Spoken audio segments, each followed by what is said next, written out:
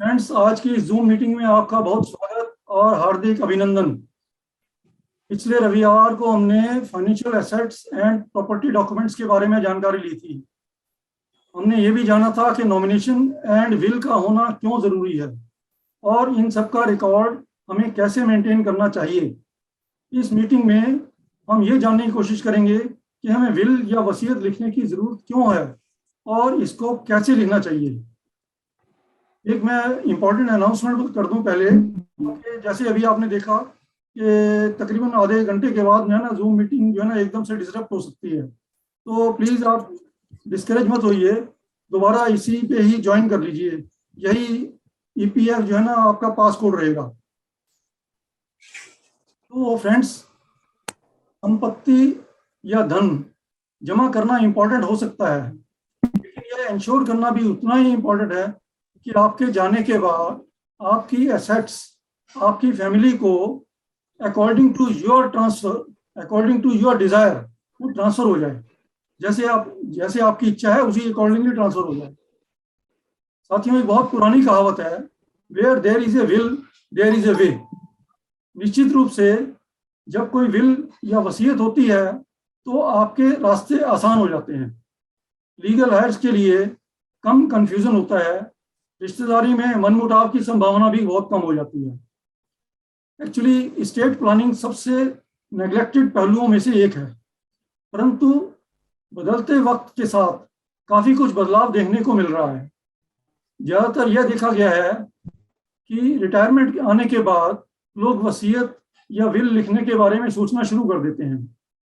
हाँ जी, उम्र के इस पड़ाव पर आकर अक्सर लोग अपनी वसीयत बनवा ही लेते हैं। लेकिन ऐसा क्यों होता है? ऐसा करके वो अपनों को एक निश्चिंत हो जाते हैं यदि उनके रहने पर उनकी पत्नी और बच्चों को फाइनेंशियली कमजोर नहीं होना पड़े। इस बात का ध्यान रखते हैं। बच्चों को फाइनेंशियली कॉम्पिटेंट बनाने के लिए और आमतौर पर अपनी विल या वसीयत तैयार करते हैं। वसीयत बनाने का सीधा मतलब ये है कि मैं अपने जिंदा रहते अपनी जमीन जायदाद, अपनी एसेट्स का बंटवारा अपनी इच्छा अनुसार करके जाऊं। ये बात भी बताना जरूरी है कि यह बंटवारा मरने के बाद ही होगा, यानी कि पहले नहीं। और इससे पहले इसका प्रयोग जैसा चाहो वैसे कर सकते हैं। मुझे कोई रुकावट नहीं है कि मैं जैसे अपनी प्रॉपर्टी को यूज करना चाहूँ वैसे कर सकता हूँ। अगर मैंने विल लिख दी है तो इसका ये मतलब नहीं है कि मैंने जैसे विल लिखी है तो वैसे ही एप्लीकेबल हो जाएगी, लेकिन वो एप्लीकेबल मेरे मरने के बाद ही होगी। और यदि आप अपनी वसीयत लिखने की योजना बना रहे हैं तो बहुत सारे इंपॉर्टेंट पॉइंट्स हैं जिनको हमें ध्यान में रखना पड़ेगा। सबसे पहले ये जानना जरूरी है कि ये विल या वसीयत होती क्या है। वसीयत एक्चुअली ये उर्दू का शब्द है, लेकिन हिंदी में भी यही आजकल यूज हो रहा है। इसका कोई अलग से हिंदी का कोई शब्द नहीं है मेरी जानकारी में। वसीयत एक एक्चुअली क्या है वसीयत? एक कानूनी दस्तावेज है, एक लीगल डॉक्यूमेंट है जो आपकी डेथ के बाद आपकी जो एसेट्स हैं, जो लाइबिलिटीज हैं, उनका डिस्ट्रीब्यूशन के लिए आपकी इच्छाओं के अकॉर्डिंगली, आपकी जो इच्छाएं जो आपने निर्धारित की हैं उसके अकॉर्डिंगली उसका डिस्ट्रीब्यूशन होना है। मरने के बाद किसी व्यक्ति की संपत्ति का कितना हक होगा इसके लिए वसीयत बनाई जाती है। समय रहते इसे बनवाने से मृत्यु के बाद प्रॉपर्टी शेयरिंग को लेकर पारिवारिक झगड़े, मनमुटाव की गुंजाइश नहीं रहती है। जनरली रिटायरमेंट के बाद ही वसीयत बना लेनी चाहिए। अगर कोई शख्स कम उम्र में अनसाउंड माइंड है या किसी गंभीर बीमारी से पीड़ित है तो उसको समय रहते उसी समय विल बना लेनी चाहिए। जैसे मान लीजिए कोई एक पर्सन 30 साल का है और वो कैंसर पेशेंट है और डॉक्टर ने कहा है कि हो सकता है कि 2-3 महीने का मेहमान है, तो उसको उसी समय, ये जरूरी नहीं कि वो वेट करता रहे, उसी समय जो है ना हॉस्पिटल में बैठकर ही एक पेज पर अपनी वसीयत बना के लिख सकता है वो। और वसीयत लिखने के लिए कोई एज फिक्स भी नहीं है। जिसकी एज 18 साल से ज्यादा है वो अपनी वसीयत लिख सकता है। आपको इस बात की जानकारी होनी चाहिए, अगर किसी व्यक्ति की डेथ बिना वसीयत बनाए ही हो जाती है तो उस स्थिति में उसकी संपत्ति इंडियन सक्सेशन एक्ट के आधार पर परिवार के सभी सदस्यों में बांट दी जाती है। लेकिन साथियों, ये जो सक्सेशन एक्ट का प्रोसीजर है ये बहुत ही खर्चीला होता है और इसमें कई साल भी लग सकते हैं। अब मैं आपको कुछ विल से बहुत जरूरी जो इंपॉर्टेंट बातें हैं वो थोड़ा आपको समझाने की कोशिश करता हूँ कि आपको किस किस तरह से कंसीडर करना है विल लिखने के लिए। तो सबसे पहले तो है नंबर 1 पे आप एक लिस्ट बनाइए आपके क्या एसेट्स हैं और लाइबिलिटीज हैं। मतलब मेरा जैसे मकान हो सकता है, बैंक कागज हो सकते हैं, बैंक के अकाउंट्स, लाइफ इंश्योरेंस हो सकता है, शेयर्स हो सकते हैं। तो इन सब की एक लिस्ट बनाएंगे हम। सर्वप्रथम अपनी सभी संपत्तियों और दायित्वों की सूची बना कर लेना बहुत जरूरी है, जिसमें चल व अचल संपत्ति, मूवेबल एंड इमूवेबल प्रॉपर्टीज हो सकती हैं, जीवन बीमा पॉलिसी हो सकती है, दुर्घटना बीमा पॉलिसी हो सकती है, और सारी जो है ना लाइबिलिटीज का भी समावेश हो। इतना ही नहीं, विल में मूवेबल एंड इमूवेबल प्रॉपर्टी के अलावा असेट जिसमें आर्टिफैक्ट, पेटेंट और कॉपीराइट भी शामिल हो सकते हैं। विल में हमें केवल उसी प्रॉपर्टी को दे सकते हैं जो हमारी अपनी है, जो हमने अपनी कमाई से अर्जित की है। बाकी ये बहुत इंपॉर्टेंट पॉइंट है, अगर मान लीजिए मेरे पास जो प्रॉपर्टी है वो एंसेस्ट्रल है तो मैं उसको उसकी विल नहीं कर सकता हूँ। वो जो है यही लिख सकता हूँ कि हाँ जब इसका पार्टीशन हो जाए, जब इसका डिसीजन हो जाए कि मेरे अकाउंट में मेरे पास कितनी प्रॉपर्टी आएगी तो उसको इस हिसाब से बांट दिया जाए। अपनी पत्नी या बेटे की संपत्ति को भी मैं वसीयत में नहीं कर सकता। वो वही आदमी कर सकता है जिसकी वो प्रॉपर्टी अपनी है। साथ इसके बाद नंबर 2 पॉइंट पर मैं ये एक लिस्ट बनाऊंगा जो लीगल हेयर्स की है। मतलब मेरे जो अभी वसीयत जो मैं नाम लिख रहा हूँ उसकी एक लिस्ट बनाऊंगा ऐसे व्यक्तियों की या रिश्तेदारों की। मतलब एक ऑर्गेनाइजेशन भी हो सकती है, उसकी एक सूची बना लेनी चाहिए जिसके हक में आप वसीयत लिखना चाहते हैं। अब नंबर 3 पे ये आता है कि how to distribute assets to legal heirs. आप किस व्यक्ति को कौन सी संपत्ति किस अनुपात में देना चाहते हैं, किस रेशो में देना चाहते हैं, उसका भी निर्धारण कर लेना चाहिए। पहले डिसाइड कर लो। बिल कंडीशनल भी हो सकती है। कंडीशनल मतलब जैसे मेरा बेटा अगर एमबीए करेगा तो उसको मेरा ऑफिस दे दिया जाएगा, या फिर मेरा छोटा बेटा ये मेरी माँ को अपने साथ रखेगा तो मेरा साउथ दिल्ली वाला जो फ्लैट है वो उसको मिलना चाहिए। ये कंडीशन, लेकिन ऐसी कंडीशन जो है ना वो लीगल होनी चाहिए। ऐसा नहीं हो सकता कि अगर रामलाल मेरे दुश्मन मोहन का खून कर देगा तो मेरी दुकान रामलाल को मिल जाएगी, ऐसा नहीं है। वो जो कंडीशन है, जैसे मान लीजिए मेरा बेटा शराब पीता है तो मैं एक कंडीशन लिख सकता हूँ कि अगर मेरा बेटा 1 साल तक शराब नहीं पिएगा तो ये प्रॉपर्टी जो है ना मेरे बेटे को मिलेगी। तो नेचुरली मैं उसको अपनी प्रॉपर्टी का हकदार बना सकता हूँ, और उसमें मेरा एक अच्छा पॉइंट ये है कि वो उसको शराब पीना छोड़ देगा और वो एक अच्छा व्यक्ति बनेगा। तो इस तरह से कोई भी अलग से कंडीशन जो है ना वो आप ऐड कर सकते हैं उसके अंदर। बाकी ये जो विल है ये साधारण पेपर पर भी लिखी जा सकती है। ऐसा जरूरी नहीं है कि इसे स्टैम्प पेपर पर या लीगल पेपर पर लिखा जाए। ये एक स्टैम्प पेपर लेना इसके लिए बिल्कुल जरूरी नहीं है। हालांकि कुछ लोग 100 रुपए का 10 रुपए का स्टैम्प पेपर ले लेते हैं, लेकिन वो सिंपल पेपर ही की तरह से ही माना जाएगा।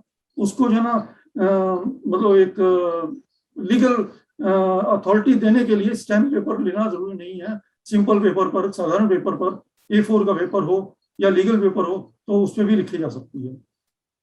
अब क्वेश्चन ये आता है कि इसको हम क्या हाथ से भी लिख सकते हैं? जी हाँ फ्रेंड्स, ये जो आप अपने हाथ से अगर विल लिखेंगे तो वो सबसे ज्यादा सपोर्टिव होगी। इसको टाइप भी किया जा सकता है। कानूनी रूप से अगर वो हाथ से लिखी है या टाइप की हुई है और उसको ढंग से पढ़ा जा रहा है तो उसको एक लीगल विल मानी जाएगी। 7 पॉइंट साथियों मैं जो आपको बताने जा रहा हूं कि आप अगर जो भी विल आप लिखेंगे वो बिल्कुल स्पष्ट भाषा में और सही शब्दों का प्रयोग करेंगे उसमें। वसीयत लिखने के लिए किसी कानूनी भाषा का उपयोग तो बिल्कुल नहीं करना चाहिए। वसीयत में बिल्कुल प्लेन लैंग्वेज हो, शब्दों का ढंग से इस्तेमाल हो, जिससे वसीयत कर्ता का जो उद्देश्य है, मतलब मैं जो अगर विल लिख रहा हूं तो मेरा जो उद्देश्य है वो सामने स्पष्ट हो जाना चाहिए, और ताकि भविष्य में कोई वाद विवाद की स्थिति उत्पन्न ना हो।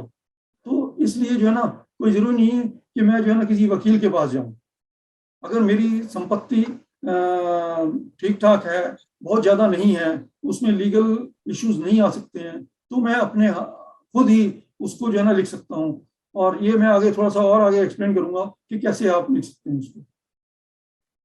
तो साथ में ये एक और है कि ये कंप्लीट और क्लियर होनी चाहिए, कौन सी संपत्ति किस उत्तराधिकारी को दी जानी चाहिए और किस अनुपात में दी जानी चाहिए, इसका उल्लेख वसीयत में स्पष्ट रूप से होना चाहिए। यानी किसको मैं अपनी संपत्ति का 50% हिस्सा दे रहा हूँ, किसको मैं अपनी दुकान देना चाहता हूँ, किसको मैं अपनी ऑफिस देना चाहता हूँ, और किस प्रॉपर्टी को किस उद्देश्य से देना चाहता हूँ, ये भी अगर लिख लें तो और भी अच्छी बात होगी और बहुत क्लैरिटी हो जाएगी।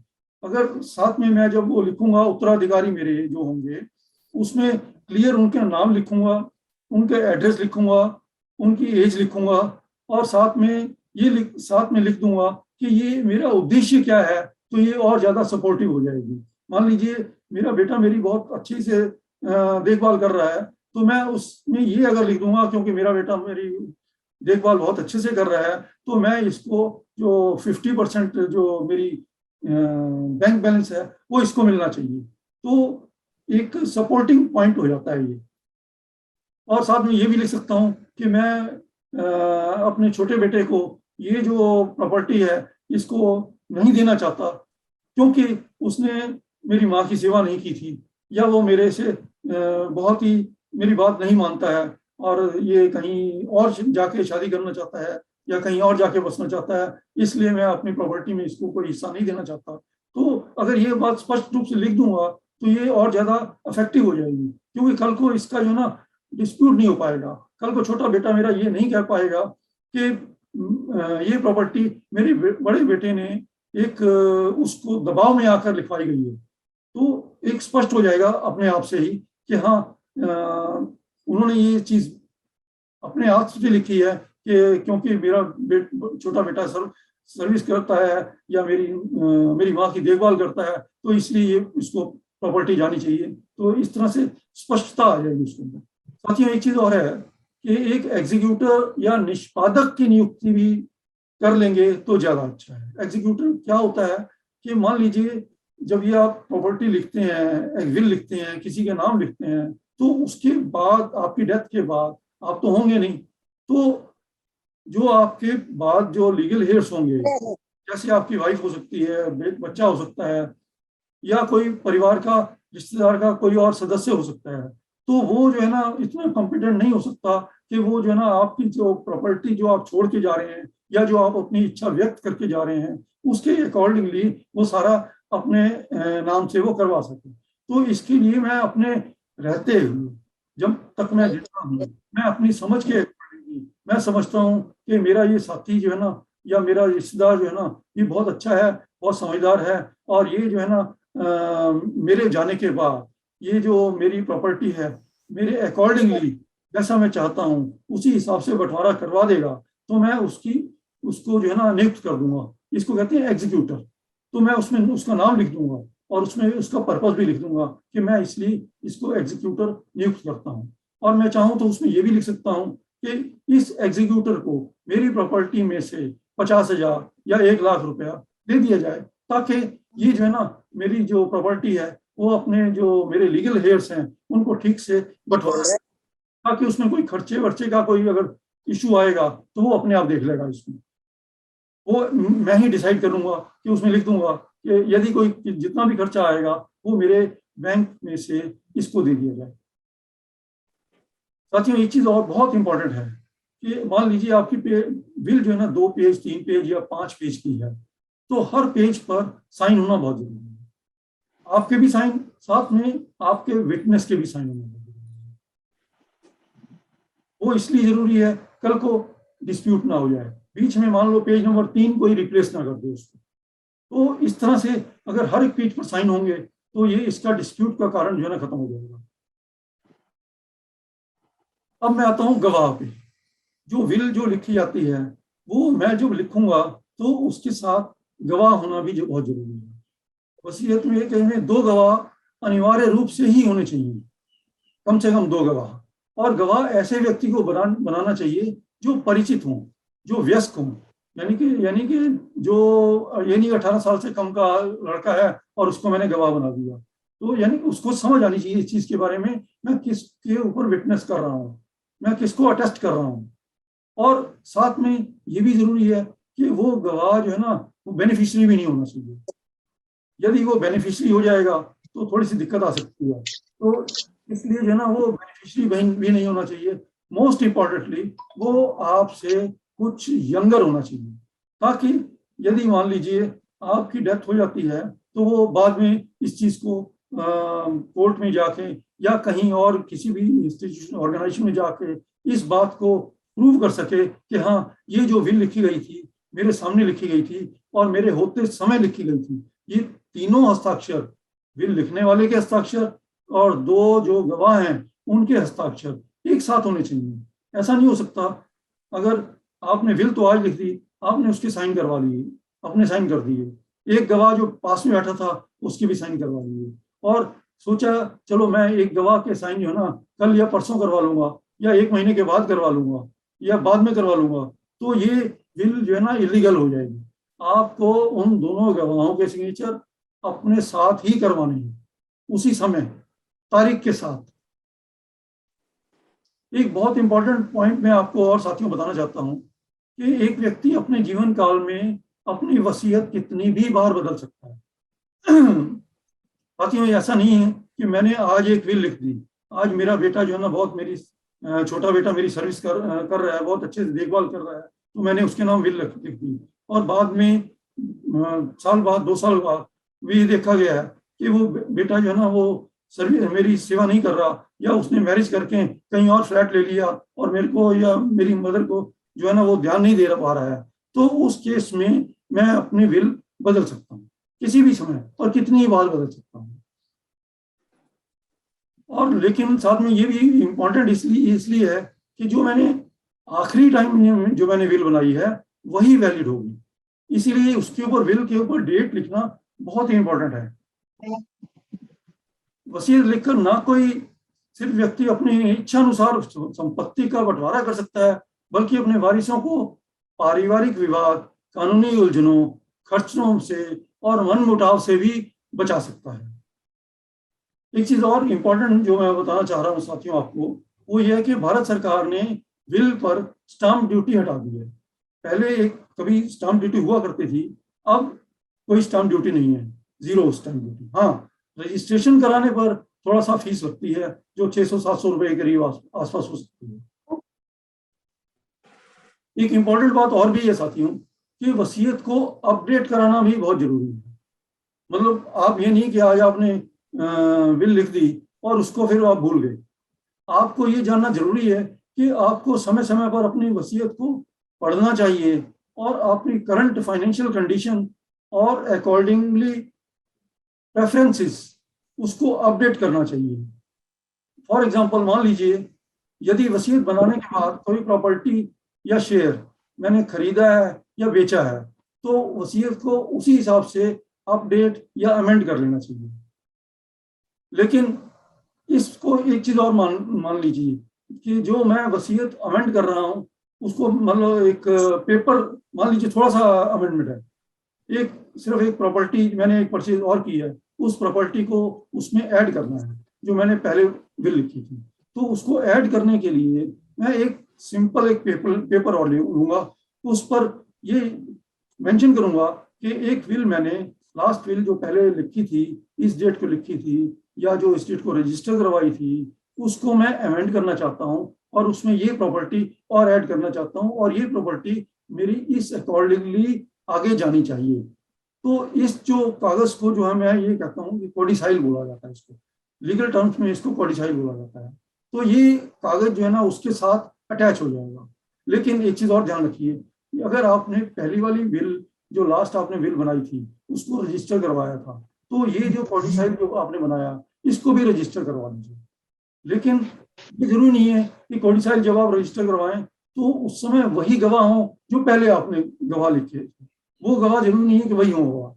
आप जो नए गवाह उस समय हैं आपके सामने, वही गवाह आप ले जा सकते हैं कोर्ट में और उसको रजिस्टर करवा सकते हैं। और इस ये वाक्य लिखना भी बहुत जरूरी है, this is my last will.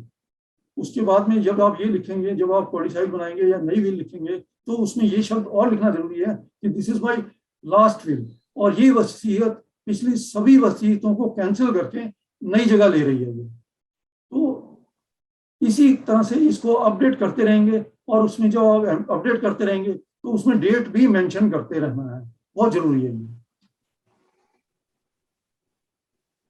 एक बात और मैं आपको अवगत करा दूं जो रजिस्ट्रेशन के बारे में।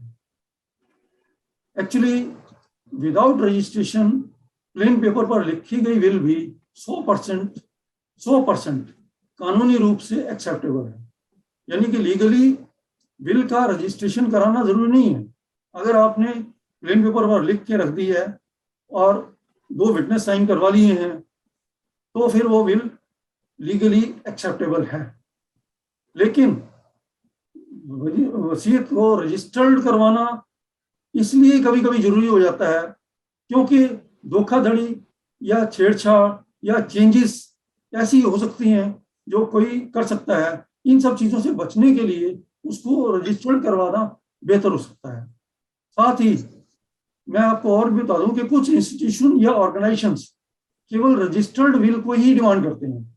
रजिस्ट्रेशन कराने का एक फायदा ये भी होता है कि वसीयत गुम होने पर उसकी कॉपी भी आप प्राप्त कर सकते हैं। मान लीजिए आपने वसीयत आज लिख दी और 2 साल बाद 3 साल बाद जब आप वो आपके होते हुए ही आपकी विल जो है ना गुम गई, या आपके जाने के बाद विल गुम गई, तो वो जो रजिस्टर्ड ऑफिस है वहां से उसकी कॉपी प्राप्त की जा सकती है। तो रजिस्ट्रेशन कराने का ये भी फायदा है कि उसकी कॉपी आप ले सकते हैं। और वसीयत को रजिस्टर करवाना एक बहुत ही आसान प्रोसेस है सर। यहाँ पर एक थोड़ी सी एक फिक्स्ड फीस होती है जो रजिस्ट्रार या सब रजिस्ट्रार के पास जाकर आप अपनी फीस जमा कराते हैं, और उसके लिए 2 गवाहों को अपने साथ वहाँ पे ले जाते हैं। वहाँ पे प्रेजेंट करना पड़ता है कि ये मेरे 2 गवाह हैं, और वो गवाह जो है ना अपना जो प्रूफ है, आइडेंटिटी प्रूफ, जिसमें पासपोर्ट हो सकता है या आपका आधार कार्ड हो सकता है, वो भी सब अपने साथ लेके जाएंगे, अपनी फोटो भी लेके जाएंगे। तो जैसे मैंने आपको पहले भी बताया, लेकिन ये जो साथ में जो गवाह आप लेके जाएंगे ये बेनिफिशियरी नहीं होने चाहिए। यानी कि जिसके नाम से आप विल करके जा रहे हैं तो वो उसमें बेनिफिशियरी नहीं होने चाहिए। वो हो सकते हैं, भरोसेमंद हो सकते हैं, ट्रस्टवर्दी होने चाहिए। और गवाहों के सिग्नेचर भी, जैसे मैंने आपको पहले बताया कि जब आप रजिस्ट्रार के पास जाएंगे साइन करवाने के लिए तो रजिस्ट्रार उसके बिना करेगा ही नहीं, वो दोनों गवाहों को उसी समय बुलाएगा। ऐसा नहीं कर सकता कि एक गवाह के सिग्नेचर उसी समय हो और उसके दूसरे दिन दूसरे गवाह के सिग्नेचर हो, या 2-3 घंटे के बाद हो। उसके सबके सिग्नेचर एक साथ होने चाहिए।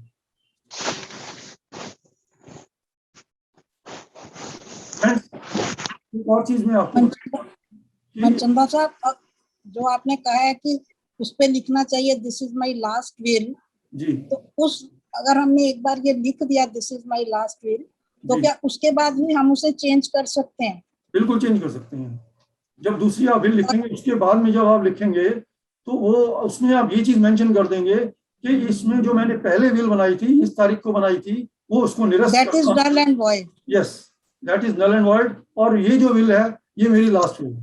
तो एवरी टाइम आप ये उसमें शब्द लिख सकते हैं।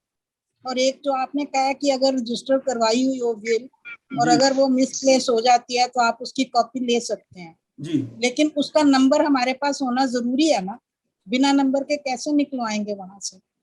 जी, ये तो आप जब आप रजिस्टर्ड करवाते हैं तो उसकी कॉपी एक अपने पास रख लीजिए। उसकी कॉपी मैं आप इस टॉपिक पे अब आ रहा हूँ कि आपने मान लीजिए विल बना ली है तो उसके बाद उस विल को कहाँ रखा जाए। तो ये जो हाँ जी, मैं भी यही पूछने वाली थी कि कहाँ रखें उस जी जी जी कहाँ, और वो कितनी कॉपीज होनी चाहिए, उसको एग्जीक्यूटर के पास भी होनी चाहिए उसकी कॉपी, और हम कहाँ रखें जो बना रहे हैं? जी, एक तो ये है कि जो आप बिल बना रहे हैं उसकी जो आपने एग्जीक्यूटिव जिसको बनाया है, जो आपकी जाने के बाद उसकी देखभाल करेगा, यानी कि उसको जो डिस्ट्रीब्यूशन को डिसाइड करेगा, तो एक कॉपी तो आप एग्जीक्यूटिव के पास रख दीजिए, क्योंकि वो विश्वसनीय आदमी है आपका, उसके पास रखने में कोई हर्ज नहीं है, क्योंकि वो बेनिफिशियरी भी नहीं है उसका। नंबर 2, आप विल अपनी किसी इंपॉर्टेंट अलमीरा में रख सकते हैं, आप अपने बैंक के लॉकर में रख सकते हैं या अपने किसी क्लोज फ्रेंड्स के पास रख सकते हैं।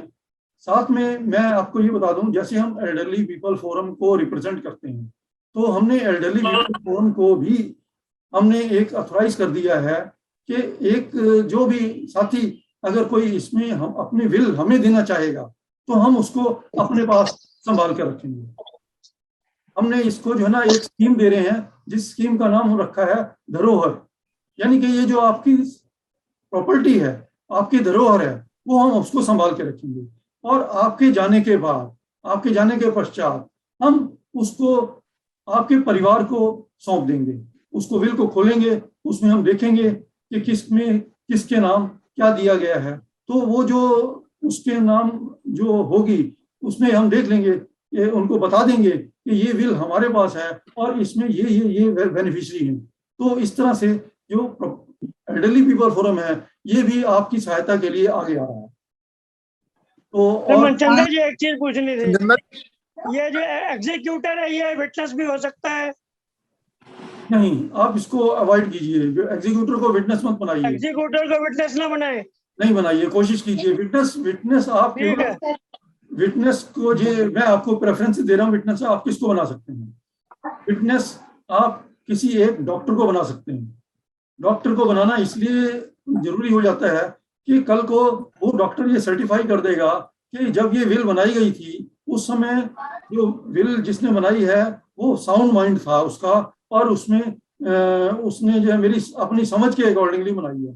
कल को ये डिस्प्यूट खत्म हो जाएगा कि थर्ड पर्सन ये आ कह सकता है कि उसने जबरदस्ती विल बनवाई थी, उसने उसको शराब पिला के बनाई थी या उसने दबाव में बनाई थी, तो वो जो डॉक्टर है सर्टिफाई कर देगा उसको कि ये बिल्कुल उस समय ठीक ठाक था।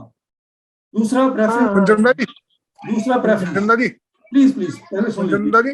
Very good. दूसरा प्रेफरेंस, आप एक किसी अपने जानकार वकील को ले सकते हैं।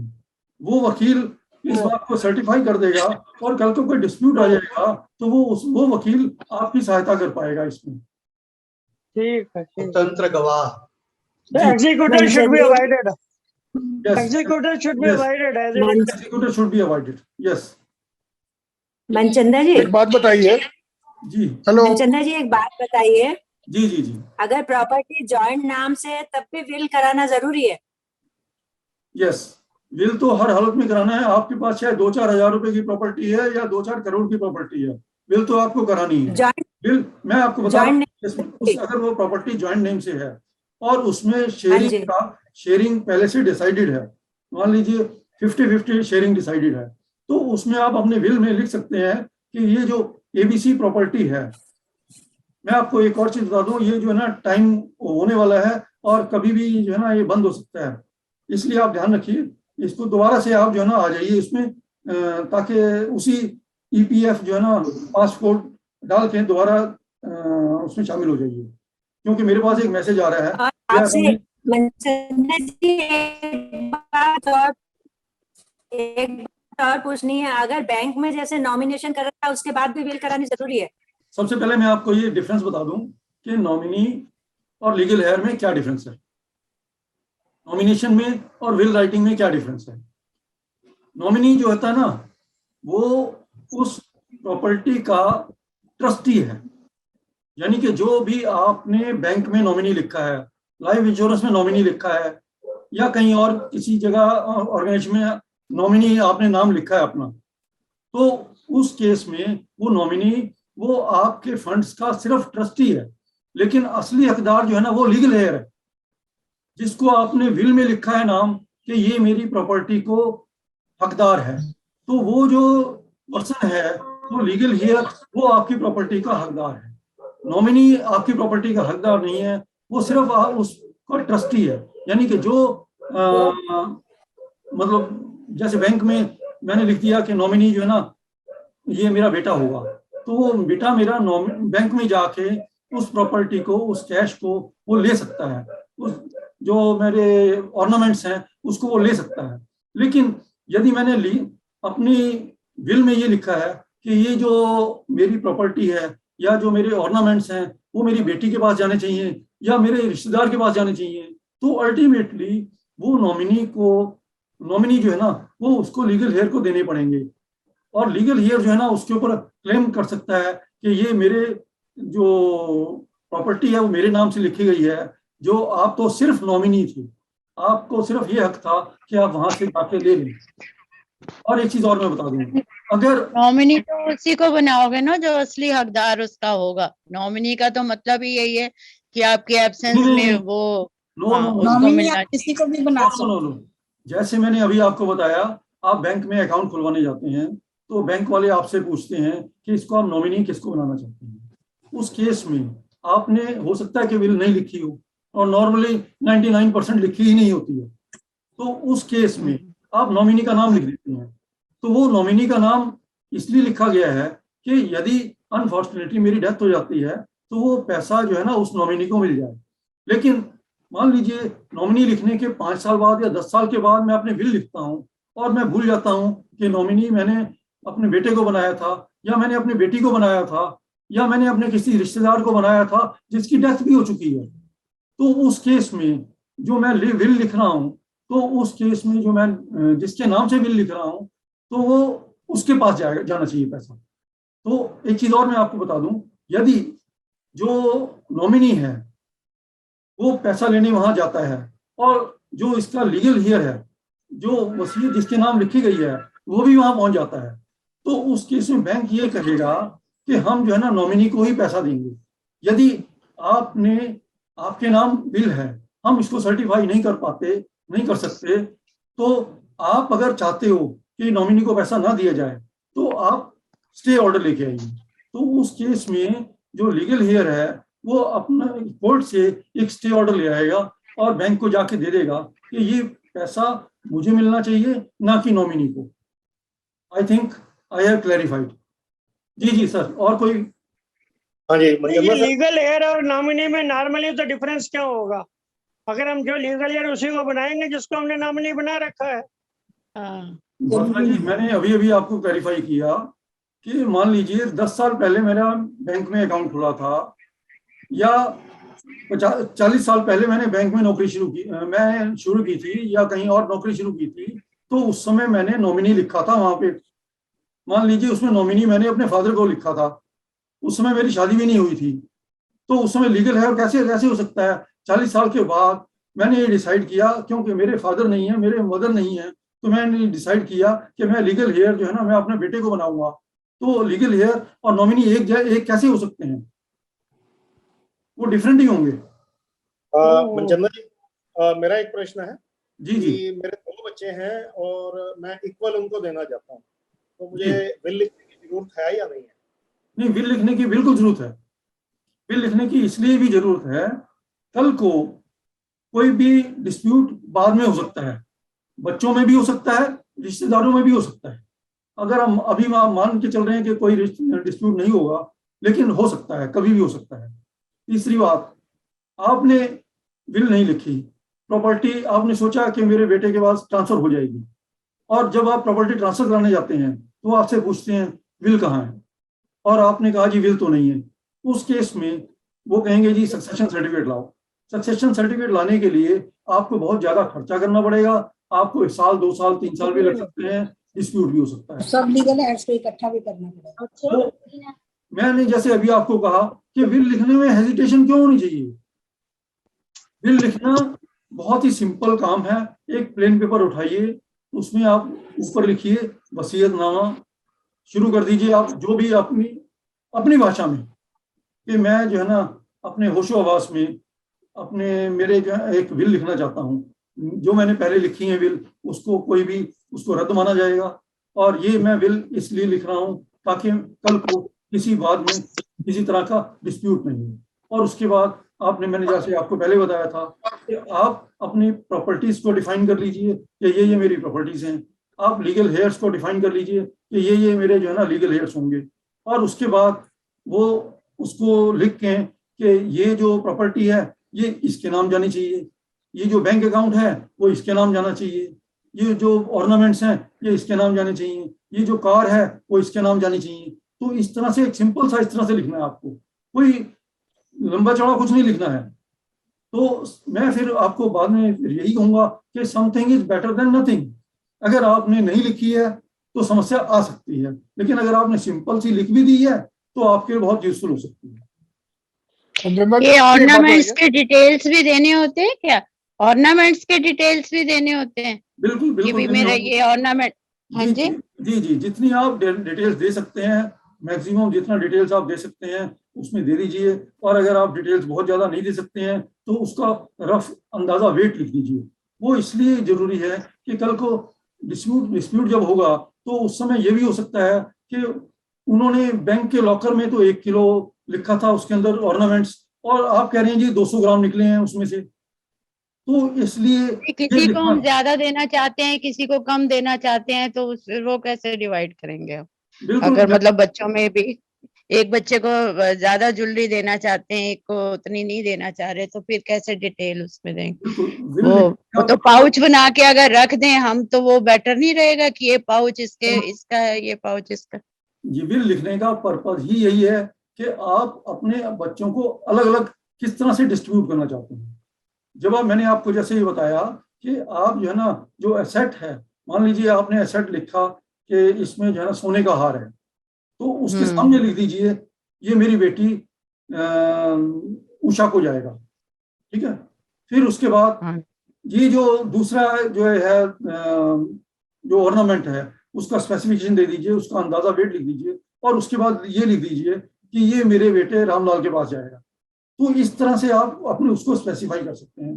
जितना ज्यादा आप स्पेसिफाई करेंगे उतना ज्यादा उसमें क्लैरिटी आएगी और डिस्प्यूट कम होगा।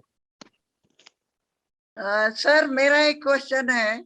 जी सर मेरा एक क्वेश्चन है, मतलब लॉकर में से निकाल के यदि हम वो पहन ले और कहीं हमारा गुम हो जाए तो बाद में वो बिल में कैसे आएगा? मैंने जैसे अभी एक्सप्लेन किया, विल में हम सिर्फ वही चीजें लिखेंगे जो हमारे पास हैं। अगर मान लीजिए वो गुम हो गया तो इसका मतलब हमारी प्रॉपर्टी चेंज हो गई। जब प्रॉपर्टी चेंज हो गई तो हमारी विल भी चेंज होनी चाहिए। तो मैं उस विल को चेंज कर दूंगा और उसमें ये लिख दूंगा जो मेरी विल में उस समय जो प्रॉपर्टी है वही लिखूंगा। अच्छा मनचंदा जी, एक बात और पूछनी है। जी, हस्बैंड दोनों जने अलग अलग विल लिखे हैं या जॉइंट विल लिखी जाएगी? दोनों के पास वो क्यों दिया? अरे तो आप बिल में लिखेंगे ना, बिल में लिख देंगे कि ये अब मेरे पास नहीं है, मिसप्लेस हो गया, या मैंने किसी को दे दिया, या मैं किसी को नहीं देना चाहती, कुछ भी लिख सकते हैं। ये मतलब अमेंडमेंट करना पड़ेगा। हाँ हाँ, अमेंडमेंट करना पड़ेगा। अच्छा ये मैं पूछ रही थी। और नहीं, अमेंडमेंट तो फिर आपको करना पड़ेगा। हाँ, मतलब अमेंडमेंट ही करते जाओ। यदि निकालो पहनो और वो गुम हो जाए तो अमेंडमेंट करो। नहीं तो कितनी बार गुम हुई है जी आपकी, मुझे तो बताइए जरा। नहीं, मेरी तो होती रहती है, कुछ ना कुछ गुम होता रहता है, छोटा मोटा, तो बड़ा अगर नहीं। छोटा मोटा होता है तो उसको तो करने की जरूरत नहीं है ना। किसी की बाली गुम हो गई तो इसका मतलब ये थोड़ी चेंज करेगा। उसके लिए तो चेंज करने की जरूरत नहीं है। कोई बड़ी चीज अगर है तो चेंज कर। हाँ, जो मेजर चीज है उसके लिए आप चेंज कीजिए। हाँ मदान साहब। जी जी मनचंदा जी हेलो। हाँ जी ये बताइए थोड़ा कि अगर जैसे प्रॉपर्टीज है, कुछ वाइफ के नाम से है, कुछ हस्बैंड के नाम से है, कुछ जॉइंट नेम में है, तो उसमें विल में क्या दोनों की दस्तखत होंगे, अलग अलग विल बनेगी? जी मैं यही इसी क्वेश्चन पे आ रहा हूँ आपके। मेरे से अभी ये क्वेश्चन पूछा गया है कि हस्बैंड वाइफ जो है ना जॉइंट विल बना सकते हैं या वो अलग अलग विल बनाएंगे। तो इसका आंसर ये है कि अगर उनकी प्रॉपर्टी अलग अलग है उसको स्पेसिफाई किया जा सकता है। यानी कि दोनों का बैंक अकाउंट अलग है, दोनों का मकान अलग है, या उसमें मकान में 50-50 शेयरिंग है, तो उस केस में दोनों को अपनी अलग अलग विल बनानी चाहिए। जब आप अलग विल बनाएंगे तो उसमें जो उनकी अलग से स्पेसिफाइड प्रॉपर्टी है वो तो लिखेंगे ही। जहां पर जॉइंट प्रॉपर्टी है और जहां पे शेयरिंग स्पेसिफाइड है तो वहां पर लिख देंगे कि इस flat number so and so में 50% मेरा शेयर है, इसके लिए मैं अपनी विल जो है ना वो बना रहा हूँ। तो उसमें ये चीज मेंशन हो जाएगी उसके अंदर। तो ये तो 50% का ही कर सकते हैं ना। सुनिए, जो नहीं ऐसा होता है, जो प्रॉपर्टी जो है ना ये जरूरी नहीं है। ये तो आप बिल्कुल एक आम व्यक्ति की बात कर रहा हूँ। आम तौर पे कई बार ऐसा भी होता है कि उसकी उसमें शेयरिंग उसकी 20% भी हो सकती है, 10% भी हो सकती है। तो जो आपका अपना शेयर है सिर्फ उसी की will. यस, हाँ। आप अरे, आपके हस्बैंड I की want- 90% की शेयरिंग की विल नहीं कर सकते हैं, या जो आपके दूसरा जो है ना कोई और पार्टनर है जिसका 60% शेयर है तो उसकी विल भी नहीं कर सकते। यानी कि कहने का मतलब यह है कि आप वो विल कर सकते हैं जो विल आपके जो प्रॉपर्टी है और जो आपने ही कमाई है। साथ में एक चीज और इम्पोर्टेंट ये चीज है कि जो आपकी एंसेस्ट्रल प्रॉपर्टी है उसमें भी विल नहीं कर सकते आप अपनी, क्योंकि वो जो है ना जॉइंट प्रॉपर्टी है पूरी फैमिली की, फैमिली एज ए होल। तो उसके मनचंदा जी खाली वाइफ के नाम से प्रॉपर्टी है तो वाइफ के नाम से अलग बिल बनेगी? यस। अच्छा, दूसरी बात इंपॉर्टेंट चीज, अगर जैसे मान लीजिए वाइफ और हस्बैंड के नाम से एक जॉइंट फ्लैट है, तो अगर आप एक आसानी के लिए एक जॉइंट विल बनाना चाहते हैं तो आप जॉइंट विल बना सकते हैं, दोनों के साइन भी होंगे उसके ऊपर, लेकिन वो विल इफेक्टिव तभी होगी जब दोनों की डेथ हो जाएगी। अगर मान लीजिए सिर्फ हस्बैंड की डेथ होती है तो वो विल इफेक्टिव नहीं होगी, क्योंकि वाइफ तो है अभी, तो वो मकान जो है ना वो वाइफ के पास ही रहेगा। तो बेहतर यही रहता है। चंदा जी मेरा एक सवाल है जी चंदा जी, एक क्वेश्चन है मेरा। हाँ जी, हाँ जी। जैसे मेरा नाम पावर ऑफ अटॉर्नी, मकान मेरा जो है मैं पावर ऑफ अटॉर्नी में हूँ, मेरी मिसेस के नाम रजिस्टर्ड था, उसकी तो डेथ हो गई, तो मेरे को इसको रजिस्ट्रेशन अपने नाम कराना जरूरी है? देखिए ये तो बहुत ही जरूरी है कि आप वो अपने नाम से रजिस्टर्ड करवा लें। कल को अच्छा। लाइफ का कुछ पता नहीं होता और बाद में किस तरह से डिस्प्यूट आ सकते हैं कोई नहीं जानता, तो रजिस्टर्ड करवाना तो बहुत जरूरी है। और अगर आप अदरवाइज मैं डिस्ट्रीब्यूट नहीं कर पाऊंगा सर। जी, आप डिस्ट्रीब्यूट नहीं कर पाएंगे क्योंकि आप पावर ऑफ अटॉर्नी होल्डर हैं। पावर ऑफ अटॉर्नी होल्डर का मतलब यही होता है कि मेरे को किसी ने एक पावर दी है कि मैं इसको हैंडल कर सकूं, यानी कि मैं इसको रह सकूं, मैं उसमें किराएदार बैठा सकूं, मैं इसके जो है बिजली के बिल पे कर सकूं। मुझे किसी ने ये पावर ऑफ अटॉर्नी दी है जिस तरीके से मैं इसको हैंडल कर सकूं। आपको उसको बेचने का अधिकार तो बिल्कुल नहीं दिया गया। अच्छा अच्छा जी ठीक है। Question, excuse me. जी जी Hello. Can I ask one question? Sure sure, you are most welcome. I'm Rashmi Singh. I'm a lecturer. I'm working in Education International. मैं गिफ्ट डीड के बारे में पूछना चाह रही हूँ कि अगर मैंने और मेरे हस्बैंड अपना प्रॉपर्टी का अपने बेटे को गिफ्ट डीड दिया, हाँ, but we don't want him to sell the property at least till the time we are alive. तो हम कैसे उसको कर सकते हैं ऑर्गेनाइज, या उसका क्या बेनिफिट या क्या लॉस है? गिफ्ट डीड हमने किया, but since we are living and we don't want that it should be sold off till the time we are living, so what can be done about that? बहुत ही अच्छा question. ऐसा है, जो आपने जो है ना एक बार अगर आपने गिफ्ट कर दिया तो उसका उसके ऊपर राइट खत्म हो जाता है। आप समझ लीजिए इस चीज को। इसलिए जो है ना भूल के भी गिफ्ट मत कीजिए। अभी आप चाहते हैं कि वो राइट मेरे पास बना रहे तो वो आप गिफ्ट मत कीजिए कभी भी। अगर आपने गिफ्ट कर दिया तो you have lost the right. आप अपनी विल लिखिए और उस विल में जो भी आप लीगल कंडीशन डालना चाहते हैं वो डाल दीजिए उसमें, जो आपका पर्पस सॉल्व कर देगी। हाँ, तो लोन लेने के लिए वो गिफ्ट डीड दिखाना जरूरी था, तो मगर हमने एक और बनवाई थी उससे रजिस्ट्रार से, वो मजिस्ट्रेट से एक लिखित में वो जो स्टैम्प पैड पेपर में उसमें लिखवाया था कि ना उसको सेल ऑफ नहीं करना है, सेल एंड परचेज नहीं करना। देखिए वो अलग चीज है, वो इनवैलिड है। अगर आप कुछ भी बाद में कुछ भी लिखते रहे, मान लीजिए जो मेरी प्रॉपर्टी है वो मेरी हो गई है बस, अब उसके बाद उसका आपका जैसे आपने गिफ्ट कर दिया तो गिफ्ट देने के बाद जो है ना आप वो अगर आपको गिफ्ट दे दें तो अलग बात है, अदरवाइज आप उनसे कुछ नहीं मांग सकते। मनचंदा जी। हाँ जी मनचंदा जी, आपने बताया कि वाइफ की प्रॉपर्टी अगर अलग है तो आप उसको वाइफ अलग से बिल बनाएगी, ठीक है ना जी? हेलो, अगर चूंकि वाइफ हाउस वाइफ है और उसके अकाउंट में पैसे जमा करवा रहा है, उसकी प्रॉपर्टी तो हुई नहीं वो, तो उसका बिल कैसे होगा? नहीं, देखिए, मैंने अभी आपको जैसे क्लियर किया था कि हम विल उसी की लिखते हैं जो अपने पैसे से परचेज की गई है। उसके बाद में ठीक है, उसके बाद में कौन बिजली का बिल जमा कर रहा है, कौन पानी का बिल जमा कर रहा है, कौन हाउस टैक्स पे कर रहा है, दैट इज इमटेरियल। जिसके नाम से प्रॉपर्टी हाँ, है, जिसके नाम से प्रॉपर्टी है वही उसका मालिक है और वही उसको बिल लिख सकता है। पहले उसके अकाउंट के अंदर हस्बैंड ही पैसे दो। जी, वाइफ का हाउस वाइफ है, हाउस वाइफ के अकाउंट के अंदर हस्बैंड पैसा डालता है, तो फिर कैसे होगा वो? हाउस वाइफ के अकाउंट में पैसा डालता है तो वो अपना हाँ। एक तरीके से गिफ्ट माना जाएगा ना।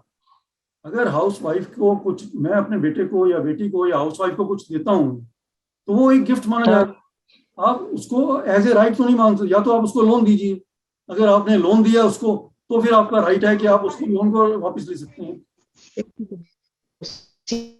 जो ऐसा जनरली होता नहीं है। यहाँ रख के मेरे को बुद्धू बना रही थी जी, ऐसा जनरली होता नहीं है, तो फिर उसका बिल अलग से बनेगा या जॉइंट बिल में रहेगा? क्योंकि ज्वाइंट विल तभी बनेगी जब ज्वाइंट प्रॉपर्टी होगी। एक प्रॉपर्टी ज्वाइंट है तभी बनेगी, और वो भी इफेक्टिव तब होगी जब दोनों की डेथ हो जाएगी। उससे पहले ज्वाइंट प्रॉपर्टी जो है ना वो विल जो है ना वो इफेक्टिव ही नहीं रहेगी। भाई bank account generally joint name के अंदर रहता है, तो कैसे रहेगा वो? और बैंक अकाउंट तो जॉइंट नेम में होता है जनरली जी, आइदर सर्वाइवर में, तो फिर कैसे चलेगा वो? उसका बिल कैसे होगा? देखिए, बैंक में आपके पास एक प्रेफरेंस होता है कि आप जो है ना आइदर सर्वाइवर लीजिए, फॉर्मर और सर्वाइवर लीजिए, या कोई भी इंस्ट्रक्शंस जो है ना वो उसमें दे सकते हैं आप अपने उसमें जब अकाउंट जो है ना ऑपरेट करते हैं। तो आइदर और सर्वाइवल का मतलब आइदर और सर्वाइवल का मतलब यही है कि किसी डेथ होने के बाद उन दोनों में से कोई भी उस अमाउंट को ले सकता है। लेकिन अगर कोई और जिसके नाम से बिल लिखी गई है वो आ जाता है और वो जो है ना कहता है ये पैसा जो है ना मुझे मिलना चाहिए, इन दैट केस बिल जो बैंक कहेगा कि हमारे पास जो इंस्ट्रक्शंस हैं वो आइदर और सर्वाइवर की हैं, हम इसके अकॉर्डिंगली देंगे पैसा।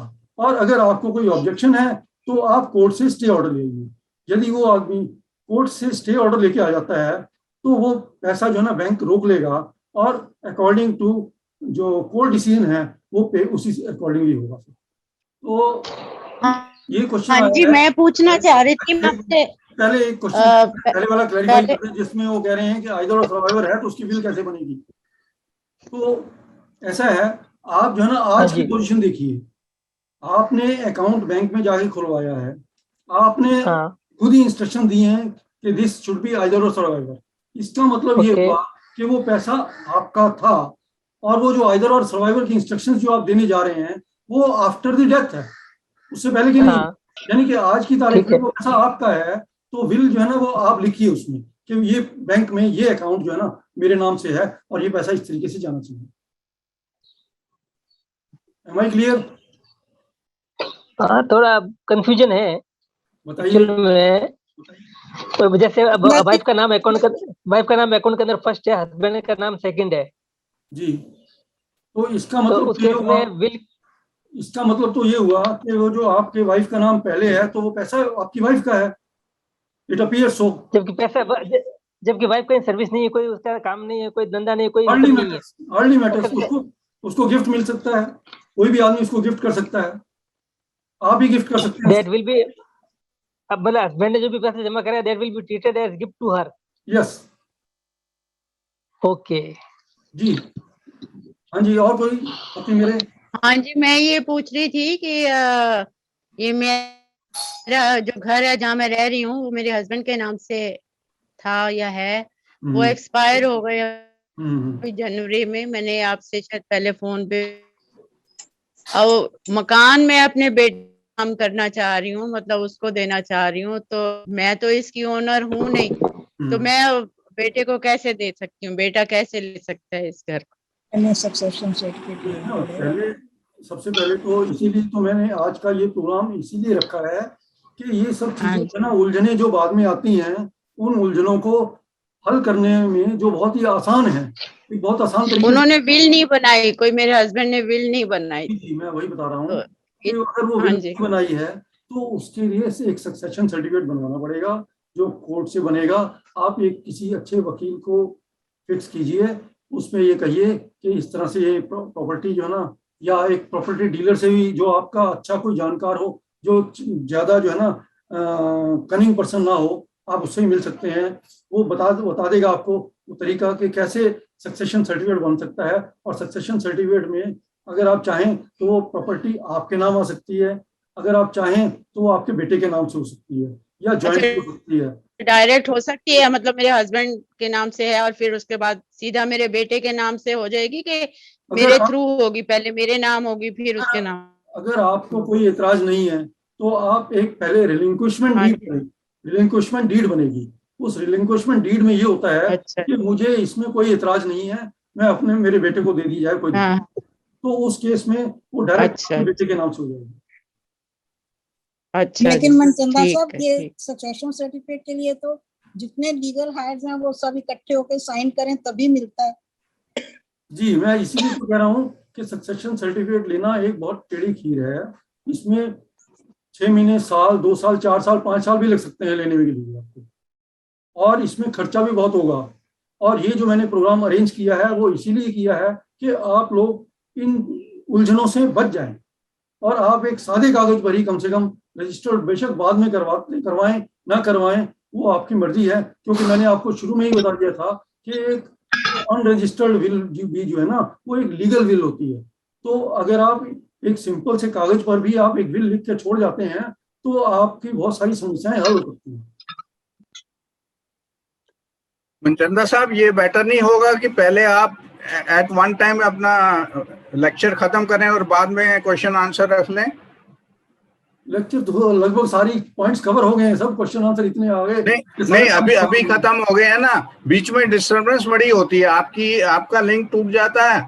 तो इफ इट इज बेटर तो you can arrange in that way कि पहले अपना सेशन खत्म कर लें फिर लोग अपना क्वेश्चन पूछ लें सारे। उन्होंने तो अपना सारा सेशन खत्म कर लिया, अब तो क्वेश्चन आंसर चल रहे हैं पिछले 15 मिनट से।